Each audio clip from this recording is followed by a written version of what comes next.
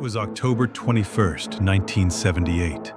Twilight descended over the southern coast of Australia as a single-engine Cessna 182 lifted off from Moorabbin Airport.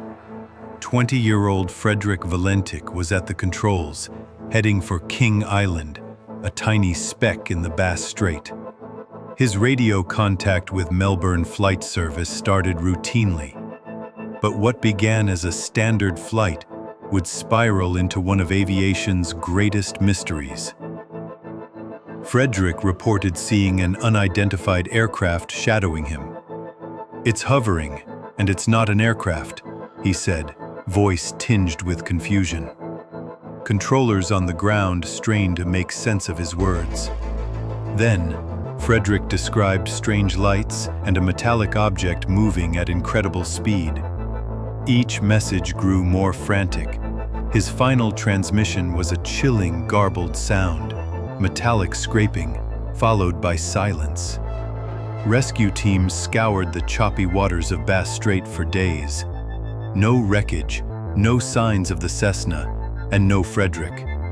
The weather was calm that evening, and he was an experienced pilot for his age.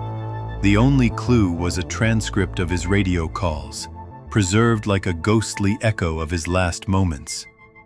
He had told friends he believed in UFOs and worried about what he called flying saucers.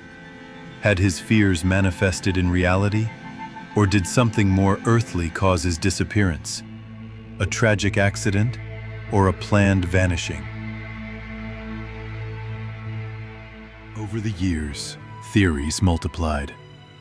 Some suggested Frederick became disoriented and flew upside down, seeing his own lights reflected in the water before crashing.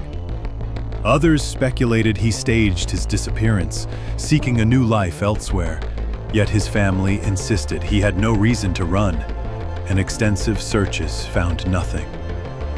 A 2014 investigation suggested a downward spiral into the sea at high speed. But even that failed to explain the strange lights he described. Witnesses along the coast claimed to see unusual green lights in the sky that same night, adding another layer of mystery. His father, still grieving years later, told reporters he believed Frederick had been taken by extraterrestrials. For many, the Valentich disappearance remains proof that we are not alone.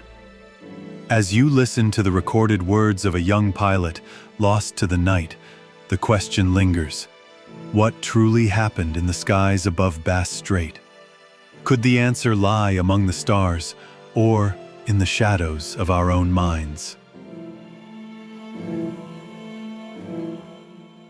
One thing is certain.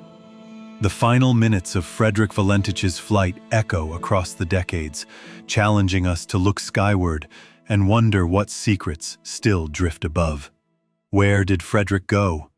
And why has no trace of him ever been found?